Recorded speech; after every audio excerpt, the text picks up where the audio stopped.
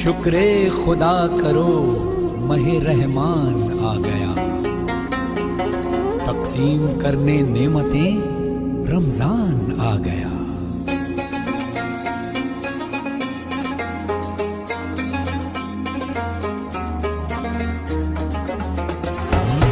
اللہ تیرا ہے احسان، روز نمازیں اور قرآن ہے یہ سب روح ایمان، نور رمضان نور رمضان نور رمضان نور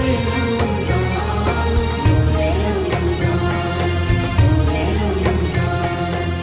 آداب ناظرین، ایون ٹی وی اردو میں آپ کا خیر مقدم ہے۔ جیسا کہ آپ جانتے ہیں نور رمضان سحری ٹائم ایون ٹی وی کا پروگرام آپ روزانہ اپنے مکان میں 744 پر دیکھ رہے ہیں۔ آج اس کا اور ایک ایپیسوڈ ایمپائر شو روم میں ٹیلی کاسٹ ہونے جا رہا ہے۔ اس سے قبل کہ میں اس پروگرام کو ٹیلی کاسٹ کروں یا اس پروگرام کا آغاز کروں تو لیجئے اس سے پہلے رائچور شہر کی ایک ایسی شخصیت بھی ہمارے بیچ موجود ہے جو سابقہ میں کونسلر رہے اور پھر اب نمائندہ کونسلر کی حیثیت سے وہ سیاہ تالاب کے نمائندہ کونسلر ہیں، میری مراد محمد شالم۔ ان کی جانب سے ہمارے اس پروگرام کے جو مہمان خاص ہے حافظ و قاری مولانا محبوب عالم صاحب اور بلبل باغ مدینہ سید معین پاشا قادری معصومی کی شال پوشی آج محمد شالم صاحب نمائندہ کونسلر کی جانب سے کی جا رہی ہے۔ اس سے پہلے کہ اس پروگرام کا آغاز ہو میں محمد شالم صاحب سے ملتمس ہوں کہ وہ سید معین پاشا صاحب کی شال پوشی کریں۔ شکر خدا کرو ماہ رحمان آ گیا، تقسیم کرنے۔ اسی کے ساتھ آج کے جو ہمارے مہمان خاص ہے میری مراد حافظ و قاری مولانا محبوب عالم صاحب کی شال پوشی جناب شالم بھائی اور محمد فیروز ہمراز۔ رمضان آ گیا،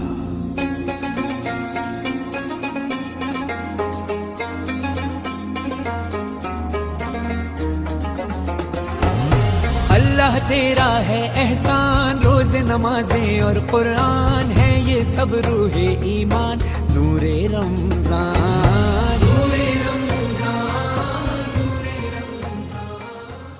بارگاہ رسالت مآب صلی اللہ علیہ وسلم میں ہدیہ نعت سنانے کے لیے رائچور شہر کے مشہور و معروف ثناخواں مداح رسول میری مراد سید معین پاشا قادری معصومی جو رائچور کی ایک ایسی شخصیت ہے جو کسی تعارف کی محتاج بھی نہیں۔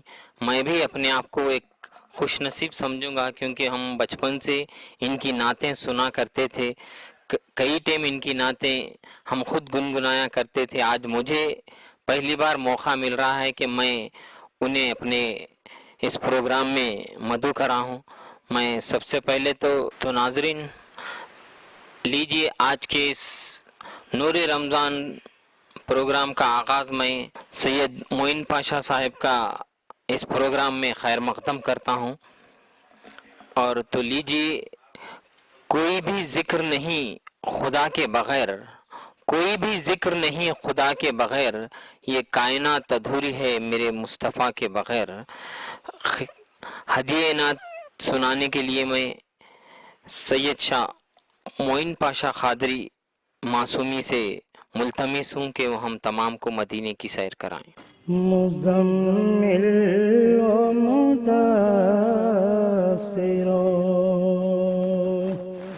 طه نہیں کوئی،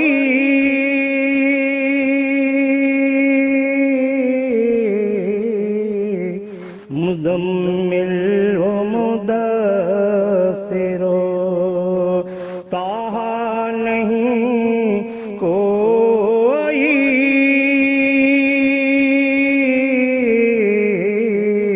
کونین میں اس شان کا آقا نہیں کوئی،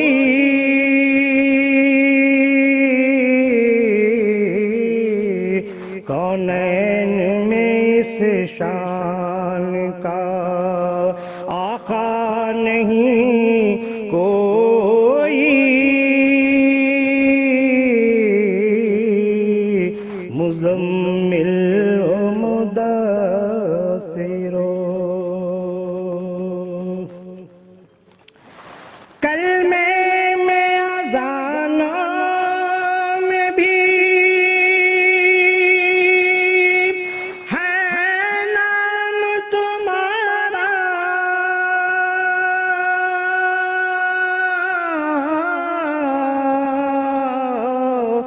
کلمے میں اذانوں میں بھی ہے نام تمہارا،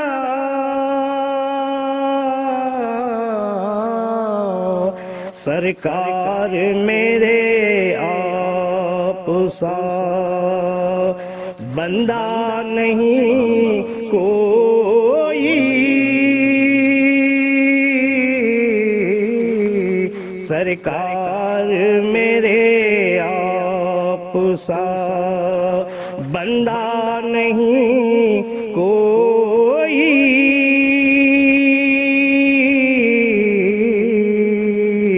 کونین میں اس شان کا جیتا ہوں میں سرکار کی رحمت کے سہارے،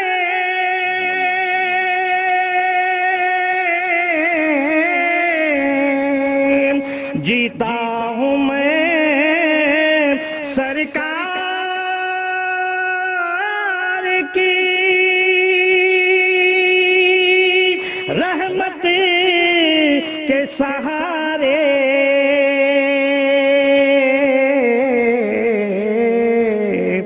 جینے کا میرے اور سہارا نہیں کوئی،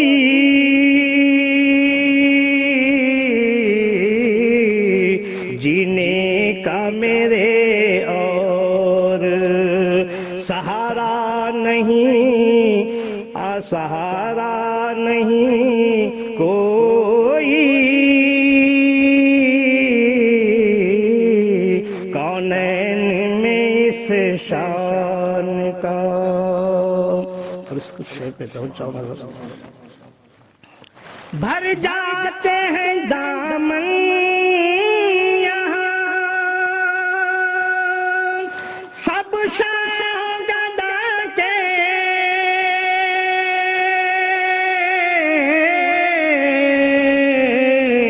بھر جاتے ہیں دامن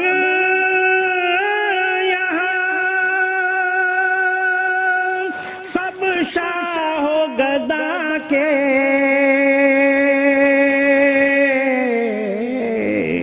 خالی در سرکار سے، خالی در سرکار سے جاتا نہیں کوئی، خالی در سرکار سے جاتا نہیں کوئی،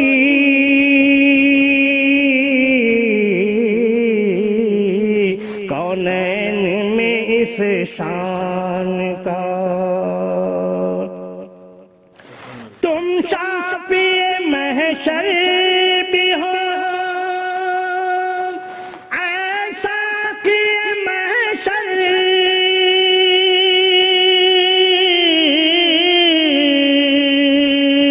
تم شافی محشر بھی ہو ایسا کہ کوثر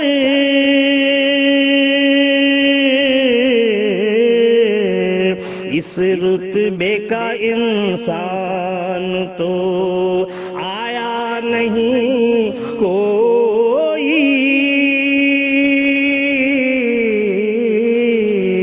اس رتبے کا انسان تو آیا نہیں کوئی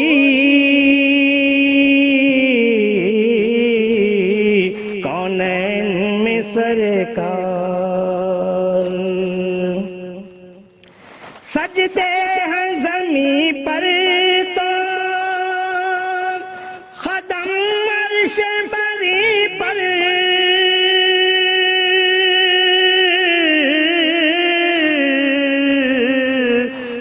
سجدے ہیں زمین پر تو خدم عرش بری پر کیا شان تمہاری ہے اج کیا شان تمہاری ہے سمجھا نہیں کوئی کیا شان تمہاری ہے سمجھا نہیں کوئی کیا شان تمہاری ہے پیش ہے سماعت کریں بے ہوش یہ فیض ہے اس نور اجل کا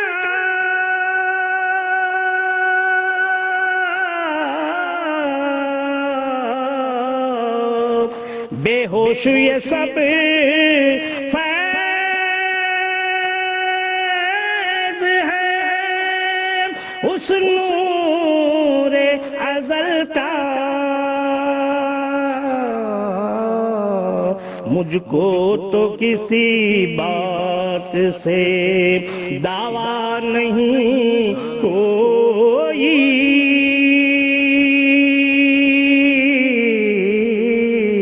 مجھ کو تو کسی بات کا دعویٰ نہیں کوئی مزمل و مدثر و طٰہ نہیں کوئی کونین میں اس شان کا آقا نہیں کوئی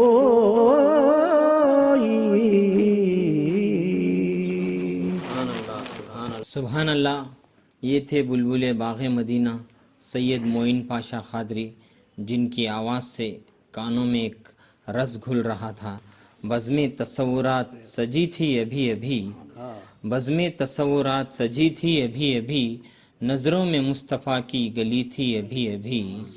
معلوم کر رہے تھے فرشتوں سے جبرائیل، معلوم کر رہے تھے فرشتوں سے جبرائیل، کس کی زباں پہ نعت نبی تھی ابھی ابھی.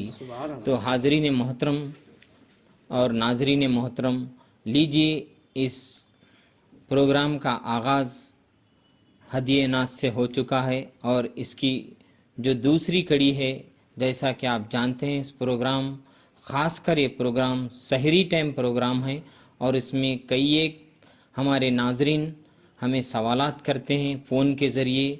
ہم ان کے سوالات لکھ کر جو بھی علماء دین ہمارے بیچ آتے ہیں ہم ان کے جوابات ان کے ذریعے دلواتے ہیں. آج کئی ایک ہمارے ناظرین نے ہمیں سوالات دیے ہیں. میں ہمارے بیچ موجود مہمان خاص مولانا حافظ و قاری محبوب عالم صاحب، امام و خطیب مسجد نور شاہ ظہرآباد ہمارے بیچ موجود ہیں. میں اس سے پہلے اس پروگرام کا آغاز کروں، میں مولانا کا A1 TV کی جانب سے یہ جو نور رمضان پروگرام سحری ٹائم ہے، اس میں مولانا کا خیر مقدم کرتا ہوں. سوالات سے پہلے جیسا کہ ہم کسی ایک مضمون پہ روشنی ڈالتے ہیں علماء اکرام، آج میں آپ سے یہ کہنا چاہوں گا کہ اس ناظرین کے تمام سوالات سے قبل دعا کی اہمیت اور اس کی فضیلت، کیونکہ ماہ رمضان میں اللہ تبارک و تعالیٰ نے 3 قسطوں میں اس عاشورے کو دیا ہے. کئی لوگ عاشورے کے معنی محرم کے عاشورے کو بھی سمجھتے ہیں، مگر عاشورے کے معنی ہیں 10 کے، یعنی ان ماہ رمضان کے 30 روزوں کو اللہ تبارک و تعالیٰ نے 10 3 قسطوں میں، پہلا رحمت کا، دوسرا مغفرت کا اور تیسرا نجات کا۔ اب عنقریب مغفرت سے ہم نجات کے عاشورے میں جانے والے ہیں۔ تو ناظرین، اس سے قبل کے لوگ ماہ رمضان کی تمام عبادتوں کو لے کے مغفرت کے لیے اپنے تمام لوگوں کے لیے دعا کرتے ہیں۔ اس سے قبل میں ہمارے بیچ موجود ہیں مولانا سے یہ ادباً گزارش کرتا ہوں کہ آپ دعا کی اہمیت اور فضیلت پر تھوڑی روشنی ڈالیے۔ السلام علیکم ورحمۃ اللہ وبرکاتہ۔ الحمد للہ رب العالمین والعاقبۃ للمتقین والصلاة والسلام علی سید الانبیاء واشرف المرسلین وعلی آلہ واصحابہ الاکرمین الافضلین الاجمعین، اما بعد، فقد قال اللہ سبحانہ وتعالی فی کلامہ المجید، فاعوذ باللہ من الشیطان الرجیم، بسم اللہ الرحمن الرحیم، ادعونی استجب لکم، صدق اللہ العظیم۔ وقال اللہ عز وجل فی شان حبیبہ وعظمت نبیہ، فاعوذ باللہ من الشیطان الرجیم، ان اللہ وملائکتہ یصلون علی النبی یا ایہا الذین آمنوا صلوا علیہ وسلموا تسلیما، اللہم صل علی سیدنا شفیعنا حبیبنا ونبینا مولانا محمد وعلی آل سیدنا محمد افضل صلواتک وعدد معلوماتک وبارک وسلم علیہ۔ الحمدللہ، سحری ٹائم نور رمضان A1 ٹی وی کی جانب سے شہریان ریچور کی خدمت میں ایک بہترین دینی خدمت، دینی فریضے کی ایک بہترین پہل ہے۔ سحری ٹائم کے اس بہترین ایپیسوڈ، بہترین دینی پروگرام پر A1 ٹی وی کے تمام خدام، تمام اراکین کو میں دل کی گہرائیوں سے مبارکباد پیش کرتا ہوں اور اللہ کی بارگاہ میں دعا کرتا ہوں کہ اللہ پاک اپنے حبیب مصطفیٰ کے صدقے میں ان حضرات کی خدمات قبول فرمائے اور لوگوں تک دینی سوالات کے جوابات، مختلف علماء کرام کے مختلف بیانات اور ان کے نورانی چہرے اور نورانی زبانوں سے جو کہ بہترین خدمات ہے، اللہ تعالیٰ آپ حضرات کو جزائے خیر دے۔ آج میرا موضوع ہے، جیسا کہ رمضان کا درمیانی عشرہ مغفرت چل رہا ہے، دعا کی اہمیت و فضیلت۔ جیسا کہ آپ جانتے ہیں، قرآن مجید کی جو کہ میں نے سورۃ المؤمن کی آیت کریمہ کی تلاوت کا شرف حاصل کیا، اللہ رب العزت اس آیت میں ارشاد فرماتا ہے، ادعونی استجب لکم، تم مجھے پکارو میں تمہاری دعاؤں کو سننے والا ہوں۔ قرآن مجید میں سورہ بقرہ کی شہر رمضان المبارک کے بعد والی آیت میں آیا ہے، وَإِذَا سَأَلَكَ عِبَادِي عَنِّي فَإِنِّي قَرِيب، جب میرا بندہ مجھ سے پوچھتا ہے، اللہ تعالیٰ فرماتے ہیں جب میرا بندہ مجھ سے سوال کرتا ہے، میں اس کے سوال پر سوال سے زیادہ میں قریب ہوں۔ فَإِنِّي قَرِيب، میں اس کے قریب میں ہوں۔ أُجِيبُ دَعْوَةَ الدَّاعِ إِذَا دَعَانِي، میں اس کے دعا کو سنتا ہوں، میں دعاؤں کو قبول کرتا ہوں جب وہ پکارتا ہے، جب وہ دعا کرتا ہے۔ حاضرین کرام، اسلام میں تمام عبادات کی قبولیت اور عظمت اور اس کی انتہا دعا ہے۔ دعا کے بغیر کسی عبادت کا اہتمام نہیں، دعا کے بغیر کسی عبادت کی تکمیل نہیں۔ جیسا کہ ہم سب کے آقا مدینے میں آرام فرمانے والے رحمت للعالمین صلی اللہ علیہ وسلم نے اپنی مبارک اور نورانی زبان سے ارشاد فرمایا، الدعاء مخ العبادہ، دعا عبادت کا مغز ہے۔ دعا عبادت کا مغز ہے۔ عبادت نماز بھی ہے، عبادت روزہ بھی ہے، عبادت زکوٰۃ بھی ہے، عبادت حج بھی ہے، عبادت تراویح بھی ہے، عبادت تلاوت بھی ہے۔ تمام عبادتوں کا جو مغز ہے، تمام عبادتوں کی جو انتہا ہے، تمام عبادتوں کی جو اصل جڑ ہے، اصل وجہ ہے، وہ دعا ہے۔ جب تک بندہ عبادت کے بعد دعا نہیں کرے گا، اس وقت تک اس کی عبادت کی تکمیل نہیں، اس کی عبادت کی قبولیت نہیں۔ اللہ تعالیٰ بندوں کی دعا کو بہت زیادہ چاہتے ہیں۔ جب بندہ دعا کرتا ہے، اللہ تعالیٰ اس کی دعا کو قبول فرماتے ہیں۔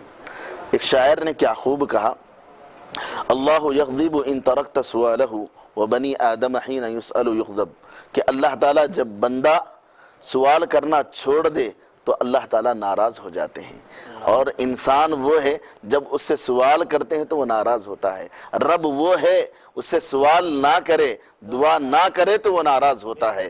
بندے اور رب میں یہی فرق ہے، رب تعالیٰ چاہتا ہے میرا بندہ مجھ سے رجوع ہوتے رہے، میرا بندہ مجھ سے طلب کرتے رہے، میرا بندہ میری بارگاہ میں آتے رہے۔ اللہ اللہ، رمضان المبارک کا یہ بہترین موقع، بہترین مہینہ، رب تعالیٰ نے اپنے حبیب کے صدقے میں ہمیں جو رمضان عطا فرمایا ہے، عشرہ مغفرت کا بہترین درمیانی عشرہ چل رہا ہے، ہم دعاؤں کا اہتمام کریں۔ ایک حدیث شریف میں آیا ہے، حضرت علی مرتضی رضی اللہ تعالیٰ عنہ فرماتے ہیں، الدعاء سلاح المؤمن، دعا مومن کا ہتھیار ہے، وعماد الدین، اور دین کی بنیاد ہے، ونور السماوات والارض، اور زمین و آسمانوں کا نور ہے۔ ذرا اندازہ لگائے، یہ حدیث شریف جو کہ بہت ہی بہترین اور بڑی جامعیت والی حدیث ہے۔ دوسری حدیث میں آیا ہے، اللہ کے حبیب صلی اللہ علیہ وسلم نے فرمایا، الدعاء هو العبادہ، دعا وہی عبادت ہے، یعنی تم عبادت جو کر رہے ہو یہ تو عبادتیں ہیں، تمہارا ایک معمول ہے، تمہارا ایک عمل ہے، لیکن یہ تمام اعمال کی قبولیت تمہاری دعا پر منحصر ہے۔ اللہ اللہ، کتنی بڑی بات ہے۔ تیسری حدیث شریف جو اللہ کے حبیب صلی اللہ علیہ وسلم نے کیا خوب ارشاد فرمایا ہے، جامع ترمذی کی حدیث ہے، لیس شیء اکرم عند اللہ من الدعاء، کہ کوئی چیز اللہ کے نزدیک دعا سے بڑھ کر عظمت والی شے نہیں ہے۔ جب بندہ دعا کرتا ہے تو رحمان خوش ہو جاتا ہے، جب بندہ دعا کرتا ہے رب تعالیٰ کی رحمت جوش میں آ جاتی ہے، جب بندہ گڑ گڑا کر دعا کرتا ہے تو رب تعالیٰ اسے اپنے رحمتوں سے نوازتے ہیں۔ حضرت ملا علی قاری رحمۃ اللہ علیہ نے دعا کے معنی و مطلب کو لکھا ہے، فرمایا ہے، الدعاء هو طلب الادنى بالقول من الاعلى شيئا على جهة الاستعانة، فرمایا آپ نے کہ دعا وہ چیز ہے ادنا شے کا اعلیٰ شے کی جانب جھک کر تضرع انکساری کے ساتھ اس کی مدد کے لیے کہنا، یہ دعا کے معنی میں ہے۔ اللہ اللہ، حدیث شریف سناتا چلوں، آپ صلی اللہ علیہ وسلم کی احادیث شریفہ کا جو سمندر ہے دعا کے متعلق، اللہ کے حبیب صلی اللہ علیہ وسلم نے فرمایا، من فتح له من الدعاء منکم، تم میں سے جس کو بھی دعا کی توفیق حاصل ہو گئی، فتحت له ابواب الاجابتی، اس کے اللہ پاک کی جانب سے اجابت یعنی قبولیت کے دروازے کھول دیے گئے اس کے لیے۔ اللہ اللہ، کتنی بڑی اہمیت ہے۔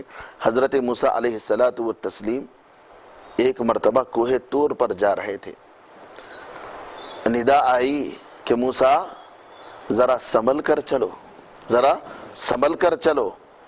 حضرت موسیٰ منادی ہوئے، پروردگارا اب تک چلا ہوں، چڑھتا جا رہا ہوں، تیری بارگاہ سے مجھے شرف تکلم بھی حاصل ہو رہا ہے، پروردگارا یہ کیا بات ہے کہ آج مجھے ایسی جو ہے وعید کی بات کہی جا رہی ہے، مجھے ایسا کہا جا رہا ہے۔ ندا آتی ہے، اے موسیٰ اب تک تم جو کوہ طور پر آ رہے تھے، شرف تکلم کی سعادت سے مشرف ہو رہے تھے، موسیٰ سنو، کیونکہ تمہاری والدہ کی دعا تمہارے لیے چل رہی تھی، تمہاری والدہ تمہارے حق میں دعا کر رہی تھی، اب تو تمہاری والدہ نہیں رہی، تمہاری والدہ اس دنیا سے پردہ فرما چکی ہے، اس لیے ذرا سنبھل کر چلو، تمہارے لیے دعا کرنے والی نہیں ہے۔ اللہ اللہ، تو معلوم ہوا کہ موسیٰ کوہ طور پر چل رہے تھے، ان کے پیچھے ان کی والدہ کی دعاؤں کی رفتار بھی چل رہی تھی۔ اللہ اللہ، تو معلوم ہوتا ہے دعا کی کتنی اہمیت ہے۔ ذرا اندازہ لگائے، دعا کی عظمت اور فضیلت کو دیکھے، حضرت موسیٰ علیہ السلام کی والدہ دعا کرتی ہے اور ادھر رب ذوالجلال سے آپ کو شرف تکلم حاصل ہوتا ہے، کوہ طور پر پہنچتے ہیں، کئی مرتبہ کوہ طور پر جو ہے شرف تکلم حاصل ہوتا ہے، مگر کبھی ایسی ندا نہیں آئی جب والدہ ماجدہ آپ کی اس دنیا سے رخصت ہو گئی تو ندا آتی ہے، موسیٰ تمہاری ماں جو تمہارے لیے دعا کر رہی تھی اب وہ نہیں رہی، ذرا سنبھل کر چلو۔ تو معلوم ہوتا ہے دعا کی عظمت اور اس کی طاقت کو ذرا دیکھیے، اس لیے فرمایا گیا الدعاء سلاح المؤمن، دعا مومن کے ہتھیار ہے، مومن کا عظیم ہتھیار ہے۔ اللہ اللہ، حضرت عبداللہ شاہ صاحب رحمۃ اللہ علیہ اپنی کتاب مواعظ حسنہ میں ایک واقعہ لکھے ہیں، ایک عورت ہمیشہ گڑ گڑا کر دعا کرتی تھی، گڑ گڑا کر اللہ کی بارگاہ میں دعا کرتی تھی، بہت دعا کرتی تھی، اور وہ کئی دنوں تک دعا کرنے کے بعد دیکھا کہ اس کی دعائیں قبول نہیں ہو رہی ہے، تو اس نے دعا کرنا چھوڑ دیا۔ آج کے حالات ہمارے درمیان بھی یہی ہے، ہم NRC کے دور سے گزرے، NPR کے دور سے گزرے، اب یہ مرحلہ لاک ڈاؤن کا چل رہا ہے۔ اس لاک ڈاؤن کے مرحلے میں سب ہر آدمی پریشان ہے، کیا امیر، کیا بادشاہ، کیا غریب، کیا متوسط افراد، سب لوگ پریشان حال ہے کہ زندگی کیسے گزاریں، زندگی کا عالم کیسے ہوگا۔ ارے یہ دنیا کا ماحول ایسے ہی ہے، دستور ایسا ہی چلتا رہے گا۔ یہ دنیا کی مصیبتیں اور دنیا کے مصائب، دنیا کی مشکلات اس وقت ختم ہوں گی جب مومن بندہ اپنے رب کے بارگاہ میں دعا کرے گا۔ تو جب دعا کرے گا، دعا کے لیے ادھر ہاتھ اٹھیں گے، رب کی رحمت کے دروازے ادھر سے کھل جائیں گے۔ اللہ اللہ رب ذوالجلال نے اس وقت کے نبی علیہ السلام کو حکم فرمایا، اے نبی جاؤ فلاں بستی میں فلاں عورت رہتی ہے، جا کر کہہ دو کہ تیرا رب تجھے سلام کہتا ہے، تیرا رب تجھے سلام کہتا ہے، تو نے دعا کرنا کیوں چھوڑ دیا؟ وہ نبی جو کہ حضرت عبداللہ شاہ صاحب نے لکھا ہے، جا کر اس عورت سے مخاطب ہوتے ہیں، اللہ کی جانب سے سلام سناتے ہیں، اے بی بی کہ تم نے دعا کرنا کیوں چھوڑ دیا، تم نے تضرع زاری کو کیوں چھوڑ دیا، تم عاجزی انکساری سے رب کی بارگاہ میں تڑپ تڑپ کر دعا کر رہی تھی، کیوں چھوڑ دیا؟ اس نے کہا کہ میری دعا قبولی نہیں ہو رہی ہے تو میں کیوں دعا کروں؟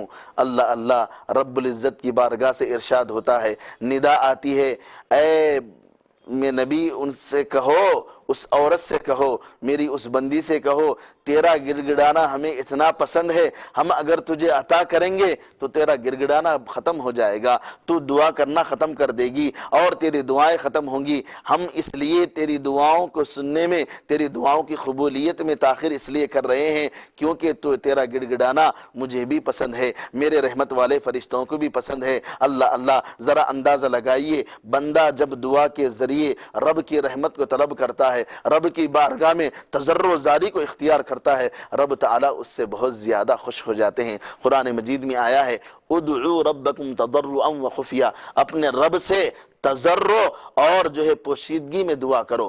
قرآن مجید میں اور ایک جگہ ارشاد ہے، وادعوہ خوفا وطمعا، اور اللہ کی بارگاہ میں خوف اور طمع کے ساتھ دعا کرتے رہو، اللہ کو یہ زیادہ پسند ہے۔ آئیے اللہ کے حبیب صلی اللہ علیہ وسلم کے نورانی سمندر سے ایک حدیث پیش کرتا ہوں جو آج کی ہمارے اس نورانی سحری پروگرام کی ایک بہترین حدیث ہے۔ اللہ کے حبیب صلی اللہ علیہ وسلم نے فرمایا، ان الدعاء ينفع مما نزل ومما لم ينزل فعليكم عباد اللہ بالدعاء۔ یہ حدیث شریف جامع ترمذی کی ہے۔ اللہ کے حبیب صلی اللہ علیہ وسلم فرماتے ہیں، بے شک دعا نفع دینے والی ہے، مما نزل جو کچھ نازل ہو چکا ہے، اور وَمِمَّا لَمْ يَنزِلْ اور جو کچھ نازل نہیں ہوا ہے، فَعَلَيْكُمْ عِبَادُ اللَّهِ بِالدُّعَا، اے اللہ کے بندو تم دعا کو لازمی اختیار کر لو۔ اس حدیث شریف سے یہ بات مل رہی ہے۔ حضرت ملا علی قاری نے فرمایا، جو کچھ بلائیں نازل ہوتی ہے یا جو کچھ بلا نازل ہو گئی ہے، دعا کرنے سے یا تو وہ بلا اٹھا لی جاتی ہے یا پھر بندے کی دعا اگر قبول نہ ہو تو صبر کی توفیق اللہ تعالیٰ عطا فرماتے ہیں۔ اللہ اللہ، تو یہ دعا ہم یہ کر سمجھ رہے ہیں، ہم دعائیں کرتے جا رہے ہیں لیکن ہماری دعائیں قبول نہیں ہو رہی ہے۔ بات یہ نہیں، اللہ کے حبیب صلی اللہ علیہ وسلم کا پیارا ارشاد سنیے، ان الدعاء ينفع مما نزل ومما لم ينزل فعليكم عباد اللہ بالدعاء، اے اللہ کے بندو تم پر نازل ہے، تم پر یہ لازم ہے، ضروری ہے تم اللہ کی بارگاہ میں دعا کرتے رہو۔ اگر تمہاری دعا قبول ہوئی تو سمجھ جاؤ عرش سے تمہاری دعا ٹکرا گئی، اگر قبول نہ ہوئی تو اللہ تعالیٰ تمہارے بلاؤں کے ایام میں تمہیں صبر کی توفیق عطا فرمائے گا۔ آج کرونا وائرس کے مہلک وائرس سے ساری دنیا پریشان ہے، سارا کرناٹک پریشان ہے، سارا عالم پریشان ہے۔ اللہ سے دعا ہے اللہ اس بیماری کو جڑ سے ختم فرمائے، ساری انسانیت کو اس بیماری سے محفوظ فرمائے، سارے ہندوستان کو، سارے کرناٹک کو، ہمارے اس شہر رائچور کو اور دکن کے علاقے کو اللہ پاک اس وبا والی بیماری سے سب کو بچائے۔ حاضرین کرام، دعا کی بڑی اہمیت ہے اور وہ بھی رمضان المبارک کے بہترین ایام چل رہے ہیں۔ آخری عشرے کا جو ہے آخری عشرے کے ایام 2 دن کے بعد شروع ہونے جا رہے ہیں، 1 دن کے بعد یعنی آج 20واں روزہ ہوگا، پھر اس کے بعد کل سے 21واں روزہ ہوگا، تیسرا عشرہ انشاءاللہ شروع ہوگا۔ اس پر بھی انشاءاللہ پروگرام ہوگا کہ تیسرے دہی کی کیا فضیلت ہے، کیا تاخراتوں کی کیا فضیلت ہے، اعتکاف کی کیا فضیلت ہے، اس بارے میں بیان ہوگا۔ آئیے آخری بات میں اپنی ختم کرنے جا رہا ہوں۔ قبولیت دعا کے اوقات جو کہ بزرگان دین نے لکھا ہے، چند اوقات ہے، وہ ہے عرفات کے دن قبولیت ضرور ہوتی ہے دعا کی، اور عرفات کے دن کی دعا کے بارے میں آیا ہے، اللہ کے حبیب صلی اللہ علیہ وسلم نے فرمایا، جس نے عرفات کے میدان میں اللہ کی بارگاہ میں یہ گمان کرتے ہوئے دعا کیا، پروردگارا میرے گناہ سمندروں سے بھی زیادہ ہے مگر تیری رحمت سارے دنیاؤں سے بڑھ کر ہے، جس بندے نے اس رحمت کی امید کے ساتھ دعا کیا، اللہ تعالیٰ اسے بخشائے۔ آج اسے ماں کے آج ہی اس نے جیسا کہ اس کی ماں نے جنم دیا ہے اتنا وہ پاک ہو جائے گا۔ دوسرا، ماہ رمضان المبارک کے ماہ رمضان کا ہر گھڑی اللہ پاک دعاؤں کو قبول فرماتا ہے۔ ہم ماہ رمضان کے مبارک اوقات میں چل رہے ہیں، یہ دعاؤں کی قبولیت کا مہینہ ہے، دعاؤں کی قبولیت کے اوقات کا مہینہ ہے۔ اللہ تیسرا، جمعہ کے دن دعائیں قبول ہوتی ہے، اور سحر کے وقت میں جو ہے اللہ کے حبیب صلی اللہ علیہ وسلم کے ارشادات کی روشنی میں اور بزرگان دین کے اقوال کی روشنی میں یہ ہے کہ سحر کے وقت میں جو دعا کی جاتی ہے، سحری کے وقت میں جو دعا کی جاتی ہے وہ ضرور بضرور قبول ہوتی ہے، مگر سحری کا وقت وہ آخری گھڑی جو سحری کا آخری وقت ہوتا ہے وہ وقت جو ہے بڑا ہی بابرکت، بڑا ہی فضیلت والا، بڑا ہی رحمت والا وقت ہوتا ہے۔ اس وقت ہم سحری بھی کریں اور دعا بھی کرتے رہے، اور جب بارش برستی ہے تو بارش کے برسنے کے وقت میں بھی دعائیں قبول ہوتی ہے، اذان اور اقامت کے درمیان بھی دعائیں قبول ہوتی ہے، جب روزے دار افطار کرتا ہے، روزے کی حالت میں ہوتا ہے، افطار کی حالت میں ہوتا ہے تو رب ذوالجلال اس کی دعاؤں کے منتظر ہوتے ہیں کہ بندہ میری کیا دعا کرے گا، آج وہ کیا مانگے گا۔ اللہ دوستو عزیزو، تیسری جو اہم بات ہے، تہجد کا جو مبارک وقت ہے، آخری پہر جو رات کا آخری پہر ہے، وہ دعاؤں کی قبولیت کا سب سے جامع وقت ہے، وہاں دعائیں قبول ہوتی ہے۔ تو یہ دعا کی فضیلت اور اہمیت اسلام میں بڑی اس کی جو ہے فضیلت آئی ہے۔ ساری عبادتیں ایک طرف، دعا ایک طرف، دعا یقیناً رب ذوالجلال کی بارگاہ میں امید کے ساتھ اور یقین کے ساتھ دعا کریں گے تو اللہ تعالی ہمیں اپنے فضل، اپنے حبیب کے صدقے میں رحمتوں کا نزول فرمائے گا۔ اللہ تعالیٰ کی بارگاہ میں دعا ہے، پروردگارہ یہ جو مبارک عشرہ مغفرت چل رہا ہے، ہمارے اس مغفرت والے عشرے میں تیرے حبیب کے صدقے میں ہم سب کی مغفرت فرما دے، اور ہم سب کے معاملات کو آسان فرما دے۔ اس کرونا وائرس کی مہلک بیماری سے ہم سب کو بچا، ساری انسانیت کو بچا، ساری دنیا کو بچا، بالخصوص شہر ریچور کو، بالخصوص کرناٹک ریاست کو، بالخصوص دکن والے اس علاقے کو، اور بلاد حرمین شریفین کے دروازوں کو اپنی عبادت کے لیے کھول دے مولا، اور سارے مسجدوں کو بحال فرما، تیرے حبیب کے صدقے میں مسجدوں کے دروازوں کو کھول دے، مسجدوں کو بحال فرما۔ وآخر دعوانا ان الحمدللہ رب العالمین۔ تو ناظرین، جیسا کہ آپ ابھی سماعت فرما رہے تھے کہ دعا کی اہمیت اور فضیلت کتنی اہمیت رکھتی ہے، مولانا نے پوری تفصیل سے ہمیں بتایا۔ کئی لوگوں کی اس بارے میں ہمارے سے سوالات بھی تھے کہ کیا، جیسے کہ بعض لوگوں کا کہنا بھی یہ ہوتا ہے کہ جب تک بچہ روتا نہیں ماں بھی دودھ پلاتی نہیں، اکثر کئی لوگ یہ بھی کہتے ہیں، مگر دعا کی کیا اہمیت ہے اسے اسلامی طریقے میں مولانا نے ایسی روشنی ڈالی کہ الحمدللہ ہمیں بھی اس کے اوقات کس ٹائم قبولیت رکھتی ہے، خاص کر جو تہجد کا وقت ابھی مولانا فرما رہے تھے۔ الحمدللہ اللہ تبارک و تعالیٰ سے ہماری بھی دعا ہے کہ ہر ایک کی جائز دعاؤں کو اللہ قبول کرے۔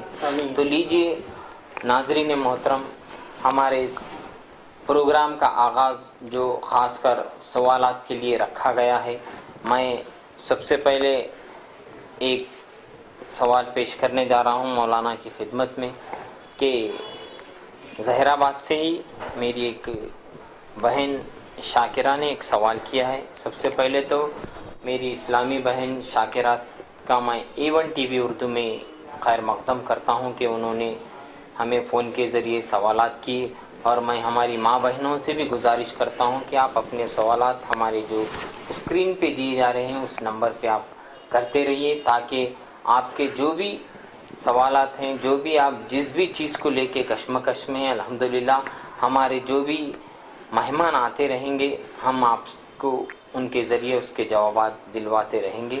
تو پہلا سوال ہے ظہیر آباد سے کہ دنیا میں سب سے پہلا روزہ کس نے رکھا اور کب؟ الحمدللہ رب العالمین، جیسا کہ قرآن مجید میں اللہ رب العزت کا ارشاد ہے، اعوذ باللہ من الشیطان الرجیم، بسم اللہ الرحمن الرحیم، یا ایہا الذین آمنوا کتب علیکم الصیام کما کتب علی الذین من قبلکم لعلکم تتقون، اے ایمان والو تم پر روزے فرض کیے گئے ہیں جیسا کہ تم سے پہلے بھی امتوں پر یہ روزے فرض کیے گئے تھے تاکہ تم تقوی اختیار کر لو۔ کما کتب علی الذین من قبلکم کی تفسیر میں مفسرین کرام نے بہت سے اقوال لکھے ہیں، میں ان میں سے 3 باتوں کو آپ حضرات کے سامنے پیش کرتا ہوں جو کہ اس جواب کا خلاصہ ہے۔ حضرت عبداللہ ابن عمر رضی اللہ تعالیٰ عنہ کی حدیث آپ کے ایک روایت ہے، آپ نے فرمایا پچھلے زمانے میں روزوں کی جو آداب اور شرائط تھے وہ مختلف تھے۔ آپ نے فرمایا پچھلے زمانے میں روزوں کے آداب و شرائط میں سے یہ بھی تھا کہ عشاء کے بعد جب لوگ سو جاتے تھے پھر اس کے بعد انہیں کھانے پینے کی اجازت نہیں رہتی تھی۔ ایک روایت ہے، اور ایک دوسری روایت میں ہے حضرت معاذ بن جبل رضی اللہ عنہ اور دیگر صحابہ نے ایک روایت فرمائی ہے کہ پچھلے زمانے میں ہر ماہ میں 3 دن کے روزے جو ہے رکھا کرتے تھے لوگ۔ اس کے علاوہ بھی قرآن مجید میں سورہ مریم میں اللہ تعالیٰ کے کلام میں ارشاد ہے، جیسا کہ حضرت مریم نے فرمایا انی نذرت للرحمن صوما فلن اکلم اليوم انسیا، کہ میں رحمان کی نظر میں روزہ رکھتی ہوں، میں کبھی جو ہے گفتگو نہیں کروں گی، میں بات نہیں کروں گی۔ تو خاموشی بھی اس زمانے کے روزے کا ایک طریقہ تھا۔ اللہ کے حبیب صلی اللہ علیہ وسلم کی امت پر 2 ہجری میں روزے فرض کیے گئے ہیں۔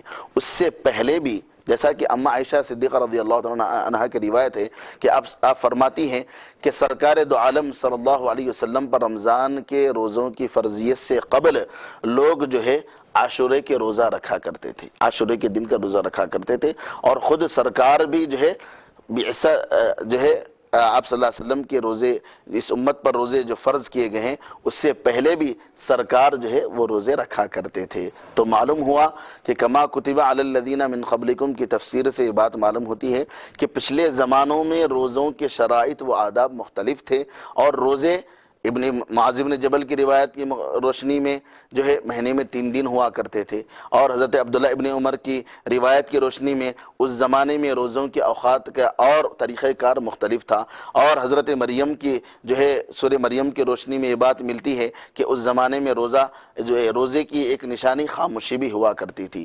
بہرحال یہ تمام روزوں کی تفصیلات ہے۔ دوسرا سوال۔ شکریہ مولانا۔ یہ ظہیر آباد سے شاکرہ بیگم کا سوال تھا۔ تو لیجیے دوسرا سوال یہ ہے، کیا رمضان میں مرنے والا کوئی بھی سیدھا جنت میں جائے گا؟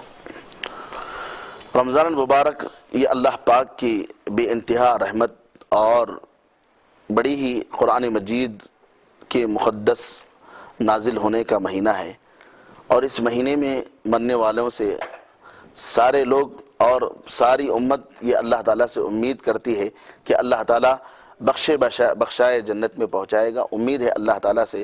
مگر جامعہ نظامیہ کے مفتی صاحب نے یہ فرمایا تھا اس سے پہلے کہ جو شخص رمضان میں انتقال کر جاتا ہے، اگر وہ ایمان کی حالت میں اور حقوق العباد جو بندوں کے حقوق ہیں، اگر اس نے بندوں کے حقوق کو صحیح طریقے سے ادا کیا ہے، اگر وہ بندوں کے حقوق ادا کرنے میں الحمدللہ مکمل 100% اس نے بندوں کے حقوق کو ادا کیا ہے، تو اللہ تعالیٰ کی رحمت سے امید ہے کہ اللہ تعالیٰ اس بندے کو ضرور بضرور جو ہے جنت میں داخل فرمائیں گے۔ اگر کوئی بندہ اگرچہ کہ ایمان کی حالت میں انتقال کر چکا ہے لیکن اس کے سر پر حقوق العباد کا بوجھ ہے، اس نے حقوق العباد کو جو ہے ادا نہیں کیا ہے، تو اللہ تعالیٰ کی بارگاہ سے یقیناً جو سوالات کا بوجھ ہوگا، سوالات ہوں گے، یقیناً سوالات کیے جائیں گے۔ شکریہ مولانا۔ اور تیسرا سوال ہے، تو تیسرا سوال یہ ہے کہ عرب محلے سے فریدہ بیگم بول کے، سب سے پہلے تو میں فریدہ بیگم میری اسلامی بہن کا میں ہمارے A1 TV اردو میں خیر مقدم کرتا ہوں، کیونکہ ہماری بہنوں میں بھی وہ شعور آ گیا ہے کہ وہ ہمارے اس چینل کو دیکھ رہی ہیں، ہم سے سوالات کر رہے ہیں، واقعی میں قابل تعریف ہے۔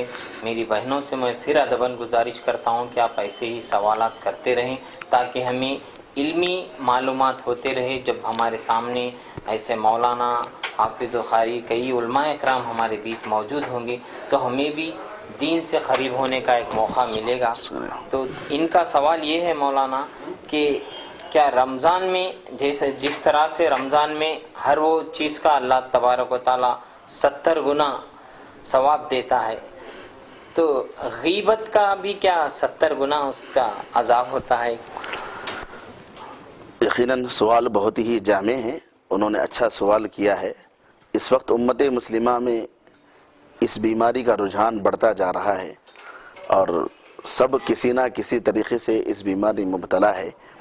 اللہ تعالیٰ کی یہ سنت ہے اور اللہ کی یہ عادت ہے، جو بندہ نیک کام انجام دیتے ہیں اللہ تعالیٰ اس کی نیکی کو، ایک نیکی پر اللہ تعالیٰ اسے 10 اس کے برابر نیکیاں عطا فرماتے ہیں۔ جیسا کہ اللہ رب العزت کا ارشاد ہے، من جاء بالحسنۃ فلہ عشر امثالھا، جو ایک نیکی کرے گا اللہ تعالیٰ کی رحمت سے امید ہے کہ اللہ تعالیٰ اسے 10 رحمتیں فرمائیں گے اور 10 اسے نیکیاں عطا فرمائیں گے۔ جب وہی نیکی رمضان المبارک میں 70 سے زائد یعنی 700 تک ایک نیکی کا ثواب پہنچتا ہے، تو بہن کا سوال ہے کیا برائی کا بھی اللہ تعالیٰ اتنا ہی بدلہ دیں گے؟ یاد رکھیے، اسلام ایک بہترین مذہب ہے اور پاکیزہ مذہب ہے۔ اللہ کی یہ سنت ہے، بندہ جب نیک کام کی نیت بھی کرتا ہے اللہ تعالیٰ اس کے ایک کے بدلے میں 10 نیکیاں عطا فرماتے ہیں۔ لیکن برائی چاہے وہ کسی بھی ذریعے ہو، ایک برائی پر اللہ تعالیٰ ایک ہی اسے جو ہے برائی کا اسے بدلہ دیتے ہیں۔ اللہ تعالیٰ کی رحمت سے ہمیں امید ہے کہ جو شخص رمضان المبارک جیسے مبارک مہینے میں اگر وہ غیبت میں مبتلا ہے تو اس کے ایک کے بدلہ ایک ہی ملے گا۔ آپ کا جو سوال ہے وہ نیکی کی طرف ہے اور نیکی کا 70 سے لے کر 700 تک اللہ تعالیٰ کی بارگاہ میں امید ہے۔ اور بدی کا معاملہ، برائی کا بدلہ ایسا ہے کہ اللہ کی یہ سنت ہے، بندہ کوئی ایک برا کرا تو اسے ایک ہی بدلہ دے گا، ایک نیک کام کرے گا تو اللہ تعالیٰ اسے 10 نیکیوں کا کام عطا فرمائیں گے۔ ہم سب اللہ کی بارگاہ میں دعا کریں کہ ایسی غیبت والی جو ہے بیماری سے ہم محفوظ رہیں۔ غیبت صرف رمضان میں نہیں بلکہ غیر رمضان میں بھی جو ہے امت کو اس سے اجتناب کرنا چاہیے، پرہیز کرنا چاہیے۔ رمضان میں تو اس کی پرہیز کی اور زیادہ ضرورت ہے۔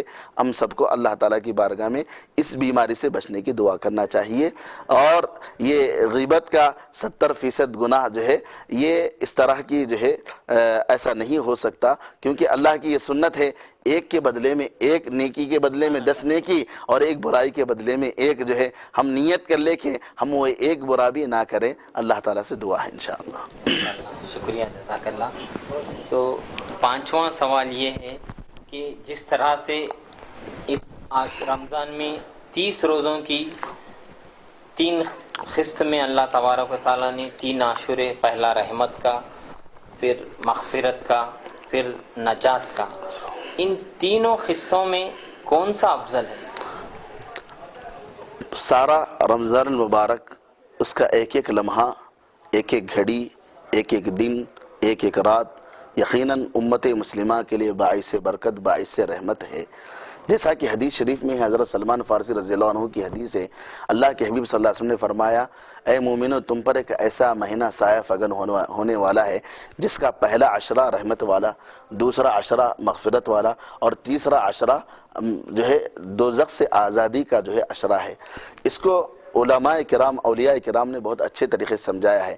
جب بندہ دنیا میں رہ کر اللہ کی رحمت سے دور ہو رہا تھا، پہلے عشرے میں وہ اللہ کی رحمت کو پاتا ہے۔ جب وہ اللہ کی رحمت کو پاتا ہے تو مغفرت کے دروازے اس کے لیے کھول دیے جاتے ہیں۔ جب وہ مغفرت کے دروازے میں اور مغفرت کے محل میں آتا ہے تو اللہ تعالیٰ اسے دوزخ سے آزادی کا جو ہے پروانہ بھی عطا فرماتا ہے۔ تو یہ تینوں عشرے کی فضیلت اپنی اپنی جگہ ہے اور تینوں کا درجہ الگ ہے، تینوں کا رتبہ الگ ہے۔ پہلا عشرہ رحمت کا ہے، رحمت کی کثرت سے دعا کرنا ہے۔ دوسرا عشرہ مغفرت کا ہے، کثرت سے مغفرت کی دعائیں کرنا ہے، اپنے لیے، اپنے بڑوں کے لیے، اپنے مرحومین کے لیے۔ اور تیسرا عشرہ इत्क़ुम मिनन नार, दोज़ख से आज़ादी का जो है अशरा है। अल्लाह ताला से उम्मीद है ये सारे तीनों अशरे हम सब के लिए रहमत और मग़फ़िरत और इत्क़ुम मिनन नार का ज़रिया बन जाए, और तीनों की अपनी जगह फजीलत है। लेकिन तीसरे अशरे की फजीलत पर इंशाअल्लाह एक एपिसोड किया जाएगा कि तीसरे अशरे की फजीलत, क्योंकि उसमें शब क़दर पाई जाती है और उसमें कुरान पाक के नाजिल होने का जो है मुबारक रात उसमें मौजूद है, जो कि हज़ारों महीनों से बढ़कर उसकी फजीलत है। और जो है एतिकाफ़ का जो है अशरा होता है और उसकी भी बड़ी फजीलत है। फिर उसके फ़ौरी बाद जो है ईद का दिन आता है, इसलिए इस अशरे की ज़्यादा फजीलत मालूम होती है। इंशाअल्लाह इस पर कल का इंशाअल्लाह एक प्रोग्राम इंशाअल्लाह मुनाक़िद होगा, आइंदा प्रोग्राम होगा, अल्लाह ताला दुआ है। तो तीनों अशरे तीनों जो है अपनी अपनी जगह पर बड़ी फजीलत वाले हैं। शुक्रिया, जज़ाकल्लाह। तो मौलाना, एक अरब महल्ले से मोहम्मद शुएब का सवाल है कि बाज़ लोग, कई एक लोग अपनी हालात यानी अपनी हेल्थ को लेकर कई बीमारियां होती हैं उनमें जो बताई भी नहीं जा सकती, ऐसे अंदरूनी बीमारियां रहती हैं कई एक लोगों की, वो रोज़ा किसी वजह से रह नहीं सकते। अगर वो नहीं रह के किसी और को कुछ खिला पिला लिए या कहीं रोज़दारों को अगर खिला लिए तो क्या उसका सवाब उनको बराबर रोज़ा रहने के बराबर होता है? अल्लाह रब्बुल इज़्ज़त का इरशाद है, औज़ु बिल्लाहि मिनश शैतानिर रजीम, बिस्मिल्लाहिर रहमानिर रहीम, फमन कान मिनकुम मरीदन औ अला सफरिन फ़इद्दतुम मिन अय्यामिन उख़र। जो कोई रमज़ान को पाने के बाद अगर वो किसी मर्ज़ में मुब्तला हो और वो मर्ज़ का जो भी तबीब है, डॉक्टर है, और ये कहे कि तुम्हारा रोज़ा रखना मुनासिब नहीं है, इस मरीज़ के लिए शरीयत की जानिब से रुख्सत है।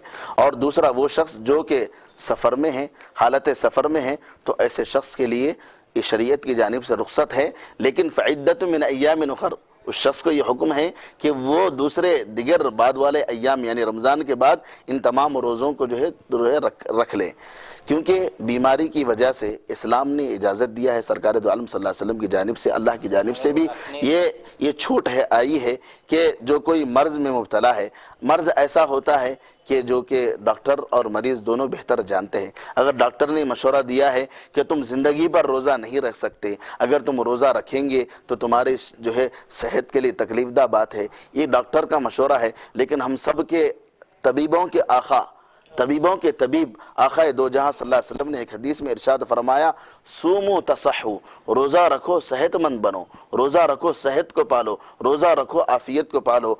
जो कोई हज़रात बीमारी की वजह से रोज़ा नहीं रख सकते हैं या नहीं रख रहे हैं, मैं उनसे गुजारिश करता हूँ बाद वाले अय्याम में इनकी ख़ज़ा कर ले, बाद वाले अय्याम में रोज़ों को रख ले, क्योंकि रोज़े की जो बरकत है, रोज़े की जो फजीलत है, वो किसी दवा में मुमकिन नहीं है। जो अगर डॉक्टर ने वाक़यतन कह दिया है तो ये उनका उज़्र शरई है। अगर वो नहीं रख सकते हैं बीमारी की वजह से या उम्र की वजह से, तो कुरान मजीद में फ़िदिया देने का हुक्म है, फ़िदिया दे दीजिए।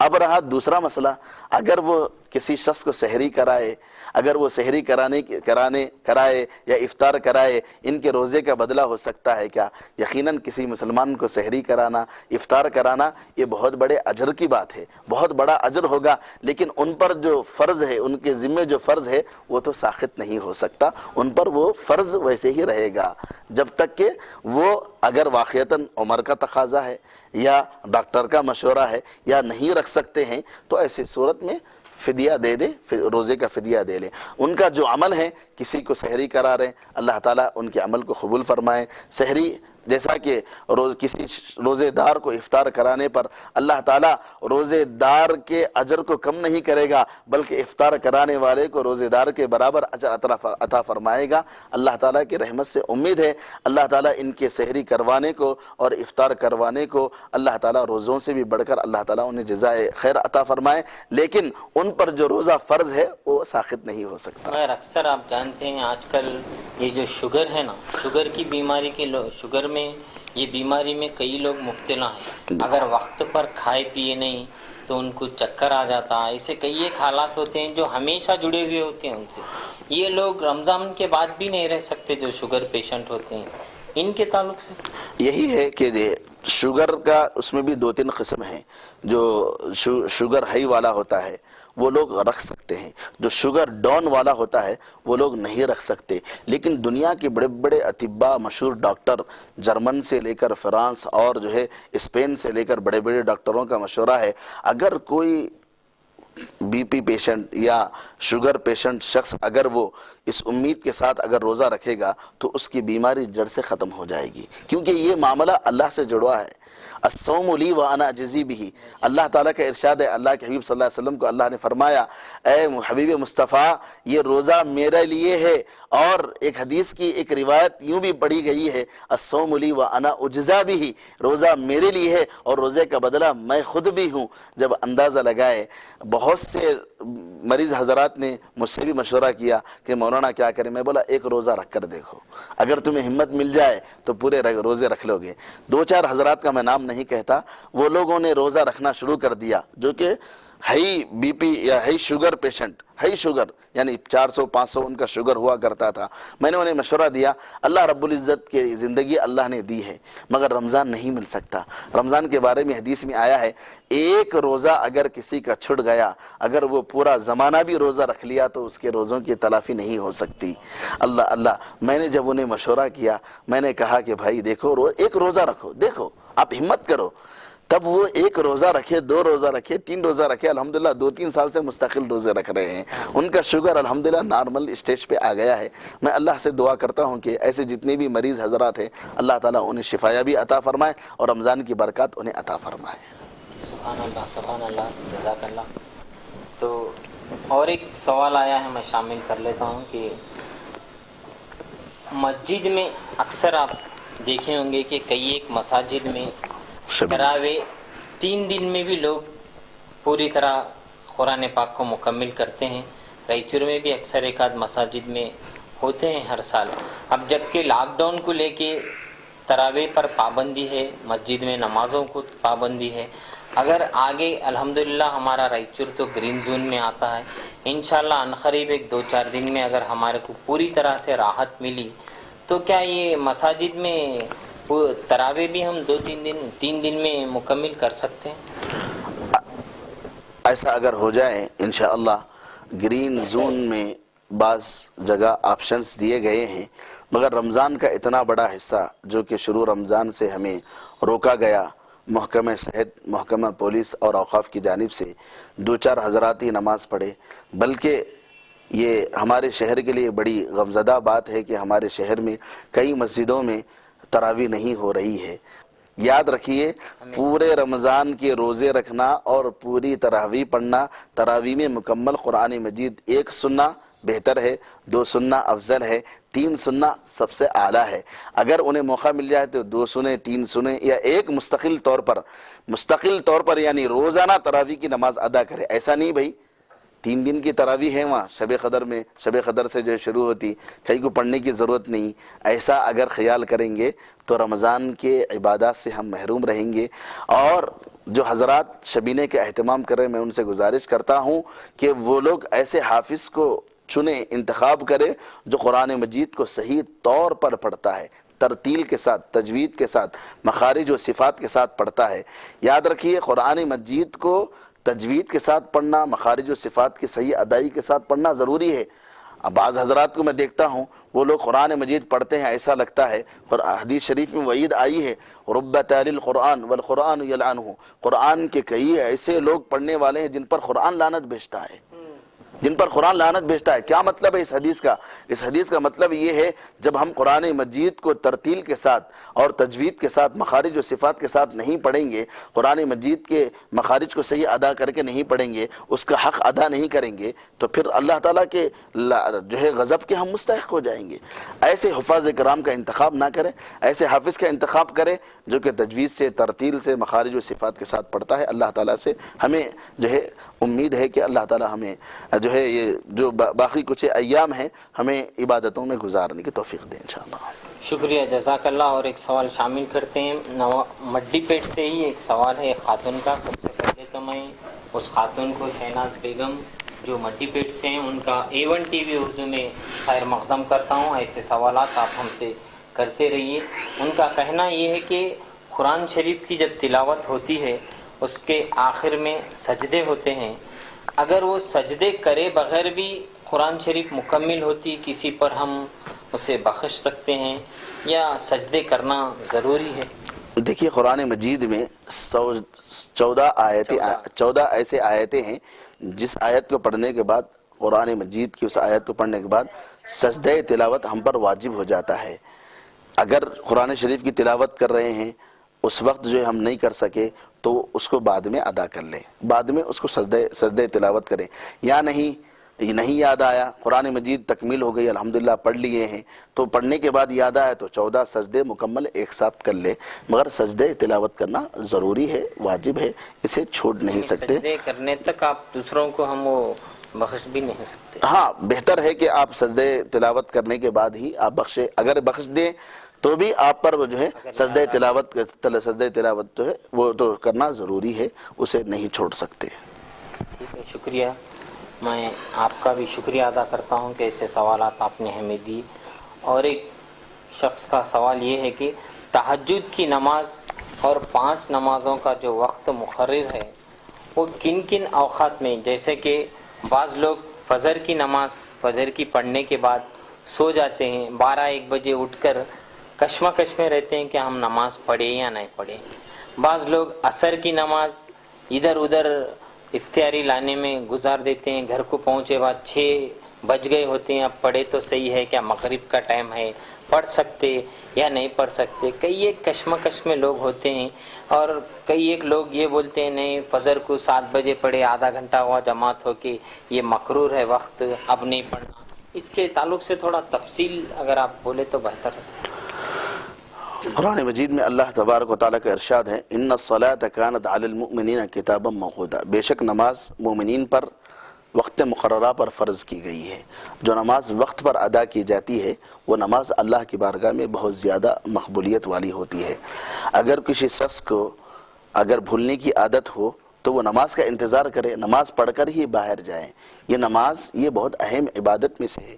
جس شخص کو نماز یاد نہیں ہے، نماز کے اوقات یاد نہیں ہے، تو یہ تو بہت بڑا مسئلہ ہے کہ بھئی کبھی کسی دن ہو گیا ہے کہ فجر میں سو گئے تھے نہیں پڑھ سکے تو آپ ایک دن قضا کر لے، اللہ تعالیٰ سے معافی مانگ لے، روز کا یہ ماحول بنا لیں، روز کا یہ معمول بنا لے۔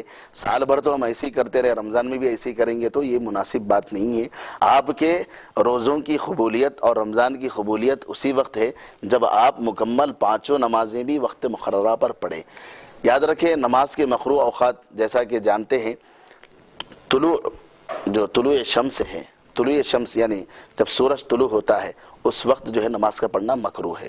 جیسا کہ مسجدوں میں جو ہے بورڈ ہوتا ہے، بورڈ میں نماز کے اوقات لکھے جاتے ہیں، دیکھ لیں، یا آج کل اخبارات میں بھی ہے، واٹس ایپ میں بھی جو ہے کئی گروپس میں جو ہے نمازوں کے اوقات دیے جاتے ہیں۔ اور جو ہے دوپہر میں جب جو ہے بالکل جو ہے نیزہ درمیان میں ہوتا ہے تو اس وقت بھی نماز پڑھنا مکروہ ہے۔ اور جو ہے غروب آفتاب کا جو معاملہ ہے، جو بالکل غروب کا وقت ہوتا ہے تو اس وقت بھی نماز پڑھنا مکروہ ہے۔ تہجد کی نماز کا وقت یہ ہے کہ آخری جو ہے تیسرے پہر میں، رات کے تیسرے حصے میں نماز پڑھ لے، یہ بہتر ہے۔ اور ہر نماز کو وقت مقررہ پر ادا کرے۔ جیسے آج کل فجر ہے، فجر آپ کو جو ہے 5:15 بجے ہے، آپ اگر 5 بجے بھی پڑھ لیں تو بہتر ہے، 5:40 تک بھی آپ کو وقت ہے، پڑھ لیجئے، پڑھ کر سو جائیے۔ نہیں یاد نہیں رہتا، 7 بجے اٹھ کر نماز پڑھیں گے تو آپ بولیں گے بھئی پورے 5 نمازیں بھی عشاء کے بعد پڑھ لیں گے، اگر سمجھیں گے تو نہیں، وقت مقررہ پر۔ دیکھیے ان الصلاۃ کانت علی المؤمنین کتابا موقوتا، بے شک نماز مومنین پر وقت مقررہ پر فرض کی گئی ہے۔ وقت مقررہ پر فرض، یہ جو کتابا موقوتا کا جو معاملہ ہے، یہ اس سے یہ بات سمجھ میں آتی ہے، وقت مقررہ پر پڑھنا ہی فضیلت ہے، تو وقت مقررہ پر نماز پڑھنے کی عادت ڈالے۔ اب ظہر ہے، ظہر کہیں 1:15 کو ہے، 1:30 بجے، 2 بجے، 1:45 بجے، 2:15 بجے تک ہے، جو بھی وقت ہے افضل وقت میں نماز پڑھنا بہتر ہے۔ عصر ہے، 5:15 بجے اذان ہو رہی ہے، 5:30 بجے پڑھ لے، 5:45 تک، 6 بجے تک بھی پڑھ لے، زیادہ تاخیر روز کرنے کی عادت مت ڈالیں۔ مغرب کا وقت تو معلوم ہی ہے، غروب آفتاب کے ساتھ ہی ہے۔ عشاء 8:15 بجے، 8:30 بجے پڑھ لے، عشاء کے ساتھ ہی اپنے گھر میں ہو سکا 2 سورتیں کیوں نہ آئیں تو آپ 20 رکعت 2 سورت سے پڑھ لیجئے، تراویح کو نہ چھوڑیں۔ یہ اب جو چل رہا ہے لاک ڈاؤن کا مرحلہ چل رہا ہے، ایسا نہیں کہ مسجدوں میں تراویح نہیں ہو رہی ہے، اس کی کچھ اور وجہ ہے، مگر آپ اپنے گھر کو تو مصلی بنا سکتے ہیں، آپ اپنے گھر کو تو عبادتوں سے سجا سکتے ہیں، سجدوں سے سجا سکتے ہیں۔ آپ اگر رک جائیں، نہیں یاد نہیں رہتا، سستی ہوتی ہے، یہ آپ کی اپنی ذاتی سستی ہے، آپ کے اپنے نفس کی سستی ہے۔ اللہ تعالیٰ تو رحمت کے دروازے کھولے بیٹھا ہے، وقت تو انتظار کر رہا ہے، اس لیے کہا گیا کہ تو نماز پڑھ اس سے پہلے کہ تجھ پر نماز پڑھی جائے، تو نماز وقت مقررہ پر پڑھنا چاہیے۔ فضیلت مقرور وقت رہتا نا فجر کے بعد، جیسا کہ آپ نے کہا 5:40 تک پڑھ سکتے ہیں، اس کا کوئی خاص وقت، ایک آدھا گھنٹہ یا کوئی؟ دیکھیے اب آج 4:45 بجے اذان ہو رہی ہے، 4:45 سے لے کر آپ کبھی بھی نماز پڑھ سکتے، 5:45 تک، ایک گھنٹے کے اندر پڑھ لے سکتے ہیں۔ مگر اذان ہو رہی ہے، اذان ہونے کے ساتھ ہی آپ سنت پڑھے، کچھ ذکر و اذکار کرے، فجر کی 2 رکعت فرض پڑھ لے، کچھ ذکر و اذکار کر کے بہتر ہے اشراق کا انتظار کرے۔ نہیں ہے بھئی آپ کی مصروفیات ہے، تجارت ہے، یقیناً اللہ کے بندے ہیں، روزی روٹی سے جڑے ہیں۔ 1 گھنٹے کے بعد کوئی وقفہ ہوتا ہے کیا؟ ہاں، وہ تقریباً 40 منٹ، 30-35 منٹ، 40 منٹ کے وقفے کے بعد ہی جو ہے پھر وہ جو ہے بکر وقت جو ہوتا ہے۔ جی اب آج کا جو وقت ہے، دیکھیے 5:45 کے بعد یا 43 منٹ کے بعد جو ہے آپ چھوڑ دیجئے، 30 منٹ کے بعد جو ہے اب وہ جو ہے نماز کا وقت ختم ہو گیا، مغرب وقت ختم ہو گیا، 1 گھنٹے کے بعد 1 گھنٹے کے بعد 35 منٹ 40 منٹ چھوڑ دیجئے۔ جی اچھا، بعض لوگوں کا کہنا یہ ہے کہ تہجد جو پڑھتے نا، 5 پورے فرض نماز پڑھے تو ہی تہجد پڑھنا، اگر فرض آپ پورے نہیں پڑھے 5 یہ دیکھیے، تہجد نہیں پڑھ سکتے۔ تہجد نفلی عبادت ہے، اور نفلی عبادتوں میں سب سے اعلیٰ عبادت ہے۔ تہجد اللہ کے محبوب بندوں کی عبادت ہے، اور تہجد اللہ کے لاڈلوں کی عبادت ہے۔ اور فرض نماز تو ہر بندے پر فرض ہی ہے۔ جو شخص فرائض کا اہتمام نہ کرے، اگر وہ یہ دعویٰ کرے کہ میں نفل کا اہتمام کر رہا ہوں، تو اس کے دعوے میں خامی ہے، کیونکہ فرائض جو کہ سب سے اہم ہے، جس کے پوچھا جائے گا، اور وہ سوال پہلا جو ہے نماز کے بارے میں ہوگا، نماز میں وہ بھی 5 نمازوں کے بارے میں سوال ہوگا۔ جب 5 نمازوں کی ادائیگی میں جو ہے سستی ہے، تو آپ جو ہے تہجد کا کوسا ہے، جبکہ تہجد کے بارے میں سوال نہیں ہوگا۔ تہجد بندے کی جو ہے روحانی ترقی کے لیے عبادت ہے، بندے کی معراج ہے۔ اگر وہ 5 نمازوں کے ساتھ اگر اس نماز کا بھی اہتمام کرتا ہے، تو یہ اس پر اللہ کی خاص رحمت سمجھیے، اس پر ایک خاص اللہ کا فضل سمجھیے۔ نہیں میں تہجد پڑھتا ہوں نا بس ہے، تو تہجد نفلی عبادت ہے، نفلی عبادتوں میں سب سے اعلیٰ عبادت ہے۔ آپ فرض کو چھوڑ کر آپ نفل کی طرف توجہ دے رہے ہیں، تو یہ اچھی بات نہیں ہے۔ مگر بعض میری ایک بہنیں تہجد کا زیادہ اہتمام کرتی ہیں، اس لیے کہ اللہ تعالیٰ سب کو تہجد، فرض چھوڑنے کے باوجود بھی گھر میں قرضے وغیرہ کچھ ہوتے ہیں، تکالیف ہوتے ہیں نا، تو اس کو تہجد پڑھنے کے بعد دعا کا ایک خاص، جیسا کہ آپ نے دعا کی فضیلت کہی، دعا اللہ تبارک و تعالیٰ تہجد کے وقت سنتا ہے بول کے کئی ایک یقیناً دعاؤں کا فضیلت کا وقت ہے تہجد، لیکن اس بات سے یہ جو ہے کوئی معاملہ طے نہ کرے کہ ہم جو ہے فرائض میں کوتاہی کرتے ہوئے تہجد میں دعا کریں گے تو ہمارے قرضے ختم ہوں گے، ہماری جو ہے زندگی آسانی سے گزریں گی، یہ بات الگ ہے۔ یاد رکھیے اللہ تعالیٰ کا ارشاد ہے، ان الصلاۃ تنہی عن الفحشاء والمنکر، بے شک نماز جو ہے برائی سے اور فحش سے روکتی ہے۔ ابھی یہ زمانہ جو چل رہا ہے، کوئی بھی شخص فحش سے روکنے کی کوشش کرے گا، برائی سے روکنے کی کوشش کرے گا تو نہیں روک سکتا۔ صرف نماز ہی وہ عبادت ہے جس کی برکت سے جو ہے آدمی برائیوں سے روک سکتا ہے۔ یقیناً اللہ پاک اسے ایک نہ ایک دن اسے برائیوں سے روکے گا، مگر وہ تب کہ وہ پابندی کرتا رہے۔ ہمارے بزرگان دین اسلاف صالحین نے نماز پنجگانہ کی اہمیت کو زیادہ زور دیا ہے۔ دیکھیے کئی جو ہے سلسلوں کی یہ بات ہے، جو ہے اصحاب طریقت ہمارے درمیان بیٹھے ہوئے ہیں، حضرت سید شاہ معین الدین قادری صاحب قبلہ، آپ بھی وابستہ ہیں بڑے سلسلے سے، ہم بھی جامعہ نظامیہ کے صدر الشیخ علیہ رحمہ کے مرید ہیں اور آپ کے خلیفہ ہے۔ ہمارے بزرگان دین نے پہلے نماز پنجگانہ کی اہمیت دی ہے، پہلے فرض پڑھو، فرض کی ادائیگی میں اگر کوتاہی نہیں ہے تو یقیناً تمہیں سنتوں کی توفیق ہوگی، جب سنتوں کی توفیق ہوگی تو نوافل کا بھی اہتمام ہوگا، نوافل کی بھی توفیق ہوگی، اور نوافل کی توفیق ہوگی تو تہجد کی توفیق ہوگی۔ ایسا نہیں ہے آپ کا یہ دعویٰ غلط ہے۔ سبحان اللہ۔ تو آخری سوال ایک شامل کر لیتے ہیں مولانا، کہ کئی ایک لوگ آج کل آپ دیکھ رہے ہیں لاک ڈاؤن کو لے کے جو بھی لوگ گھر میں مستحق ہوتے ہیں کئی ایک جگہ، وہاں پہ کئی تنظیموں کی جانب سے کٹیں تقسیم ہو رہی ہیں، مگر بعض لوگوں کے گھر میں جن کو معلوم بھی نہیں کہ یہ ज़कात के पैसों से भी कई लोग किट तकसीम कर रहे हैं, मगर बाज़ लोगों पे ज़कात वाजिब नहीं होता, मगर उनके घर पे भी वो किट तकसीम हो गई, वो लेके उसे इस्तेमाल भी कर चुके हैं। क्या उसके बाद इसका बदला कुछ हो सकता है कि वो दूसरों को पलटा दें, ऐसा कुछ हो सकता है? अल्हम्दुलिल्लाह साहिब खैर असहाब खैर ने अल्हम्दुलिल्लाह हमारे शहर रेचूर में एक बेहतरीन सिलसिला शुरू किया है। महल्ला महल्ला बस्ती बस्ती, चाहे वो मुसलमान हो गैर मुसलमान हो, सबको जा जा कर किट्स तकसीम करें। अल्लाह ताला से दुआ करता हूँ कि अल्लाह ताला उनके इस खैर की अमल को कबूल फरमाए। और जो हज़रात जो कि साहिब इस्तिताअत है, जिन पर वो ख़ुद ज़कात देते हैं, अगर उनके घर को किट्स पहुँची है तो दो सूरतें हैं। पहले तो वो किट्स दूसरों को जो गरीब है, मिस्किन है, उनको दे दीजिए, क्योंकि आप साहिब इस्तिताअत है, आप इस्तेमाल नहीं कर सकते। आपको मोहब्बत में लाकर दिए हैं, ठीक है, आपके ज़रिए अल्लाह ताला फ़ायदा तो पहुंचाएगा किसी को। अगर घर में किसी वजह से इस्तेमाल किए हैं, बाद में आपको आने के बाद मालूम हुआ है कि ज़कात की किट्स खोलकर जो है या उसका राशन या तेल वगैरह जो है लेकर इस्तेमाल करे हैं, तो बहुत आसान है। आप जितना तेल लिए हैं उतना तेल जो है लेकर जो है गरीबों में तकसीम कर दीजिए, जितना राशन लिए है वो राशन तकसीम कर दीजिए। और अल्लाह ताला आपको और अता फरमाया है तो आप जो है ये दिल में नियत करें, मौला तबारक व तआला मुझे तो तूने साहिब इस्तिताअत बनाया है, मैं जो लोग मुस्तहिक हैं मैं उनको अपनी तरफ से ऐ मौला और ज़्यादा देना चाहता हूँ। अल्लाह ताला को देना पसंद है, याद रख लीजिए, क्योंकि हबीबी हम सब के आका सल्लल्लाहु अलैहि वसल्लम ने फरमाया अल यदुल उलिया खैरुम मिन यदिस सुफला, देने वाला हाथ यानी बुलंद वाला हाथ नीचे वाले हाथ से बेहतर है। तो देने की आदत डालिए, अल्लाह ताला देने वाले को पसंद फरमाता है। अल्लाह ताला देने वालों को जज़ाए खैर अता फरमाए, और जो मुस्तहिकीन है अल्लाह ताला उन्हें अगले ज़माने में साहिबी हैसियत बनाए, वो ख़ुद भी ज़कात देने वाले बनाए।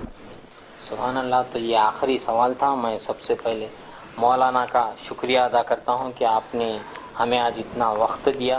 अल्लाह ताला कबूल फरमाए। जिम्मेदारान की जानिब से आपका और मैं साहिब सैयद शाह मोइन पाशा खादरी साहिब क़िबला का, मैं आप दोनों हजरात का तहे दिल से ATV की जानिब से शुक्रिया अदा करता हूँ कि आपने हमें इन तमाम सवालात से तफसीली मालूमात दी। और इंशाअल्लाह आइंदा अनक़रीब हम, जैसा कि अभी मौलाना ने कहा कि सेहत को लेके भी कई एक लोग परेशान होते हैं, अनक़रीब हम आजकल में आपके सामने एक रईचूर के मशहूर व मारूफ शख्सियत एक बेहतरीन डॉक्टर को भी आपके सामने पेश करने वाले हैं रमज़ान के ताल्लुक़ से सेहत को लेकर।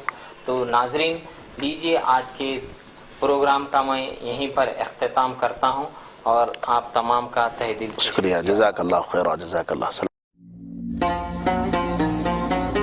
शुक्र खुदा करो महे रहमान आ गया, तकसीम करने नेमतें रमजान आ गया।